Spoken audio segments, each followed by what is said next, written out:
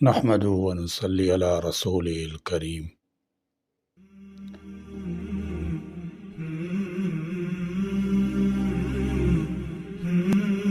تمام انبیاء کرام علیہم الصلاۃ والسلام پر ایمان اور ان کی تعظیم اسلام کا لازمی جزو ہے، اور خلفائے راشدین اور دیگر صحابہ رسول صلی اللہ تعالی علیہ وسلم پر ایمان اور احترام مسلمان پر واجب ہے۔ دین کی بات کرنی ہے تو فقط ارکان اسلام اور اعمال کی بات کی جائے۔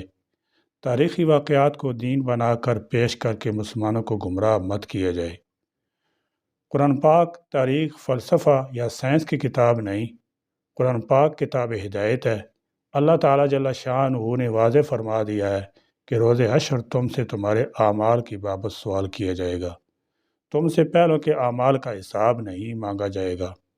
مگر مسلمان اتنے بے خبر ہوتے جا رہے ہیں کہ دوسروں کی فکر اور کھوج میں لگے رہتے ہیں، یا دو کتابیں پڑھ کر نیم حکیم خطرہ جاں کی طرح نیم ملا خطرہ ایمان بن جاتے ہیں، اور اپنی قبر سے غافل 15 صدیاں پہلے گزری عظیم ہستیوں کے معاملات ڈسکس کرنے بیٹھ جاتے ہیں، مشرکانہ فتوے صادر کرنے لگتے ہیں، توہین امیز جملے لکھتے بولتے ہیں، جاہلانہ گفتگو سے گستاخی کے مرتکب ہوتے ہیں، جبکہ رب تعالیٰ نے کسی سے ان ہستیوں کی بابت سوال نہیں کرنا۔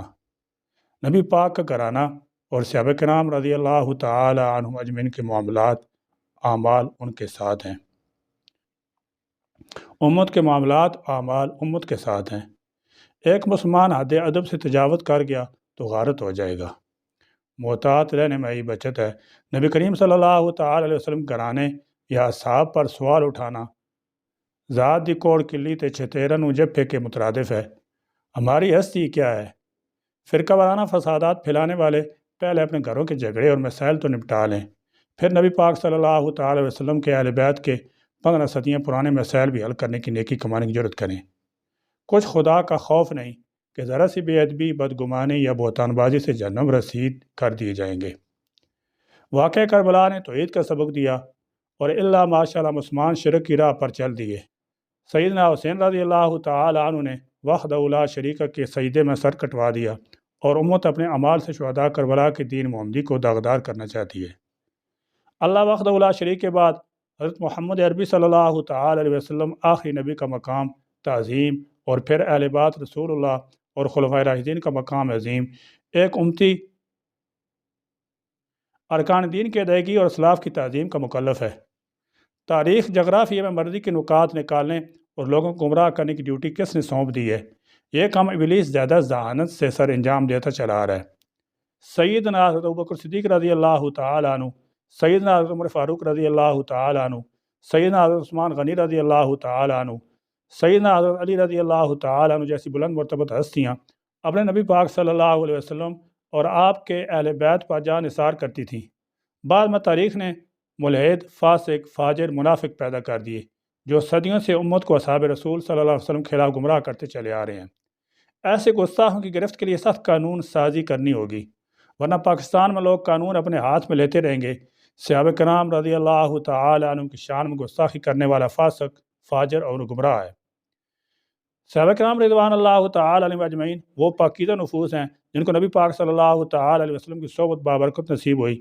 یہ وہ مقدس ہستی ہیں جن کی آنکھیں آپ صلی اللہ تعالی علیہ وسلم کے فیض دیدار سے منور ہوئیں، اور جنہیں آپ صلی اللہ تعالی علیہ وسلم کی صحبت اور رفاقت نے جلا بخشی، اور جنہوں نے اسلام اور پیغمبر اسلام کے لیے تن من دھن کی بازی لگا دی۔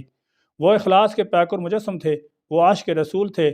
انہوں نے رسول اللہ صلی اللہ تعالی علیہ وسلم پر محبت و آرافتگی کے لیے ایسے نمونے چھوڑے کہ رہتی دنیا تک یہ مشام جہاں کو معطر کرتے رہیں گے۔ سیدنا حضرت علی رضی اللہ تعالی فرماتے ہیں کہ میں نے رسول اللہ صلی اللہ تعالی وسلم کے صحابہ کی ایسی شان دیکھی ہے کہ میں تم سے کسی کو ان کے مشابہ نہیں پاتا۔ وہ صبح اس حال میں نظر آتے تھے کہ ان کے بال بکھرے ہوئے ہوتے، غبار آلود ہوتے، رات انہوں نے سجدے اور قیام میں گزاری ہوتی، کبھی اپنی پیشانی پر جھکے ہوتے تھے، کبھی اپنے رخساروں پر قیامت کی یاد سے ایسے بے چین نظر آتے تھے جیسے انگاروں پر کھڑے ہوں۔ ان کی پیشانی کثر طول سجود سے ایسی سخت خشک معلوم ہوتی تھی جیسے بکری کی ٹانگ۔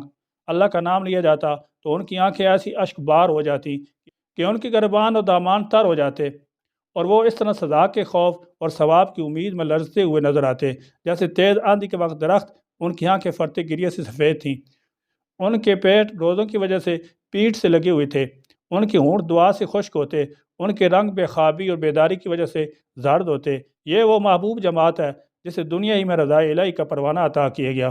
قیامت تک آنے والے لوگوں کے لیے ایک عظیم واسطے ہیں کہ ان کے بغیر دین و شریعت نامکمل ہے۔ ان سے محبت حب نبی صلی اللہ تعالی علیہ وسلم کی دلیل ہے، اور ان سے بغض و نفرت نبی سے بغض و عداوت کے مترادف ہے۔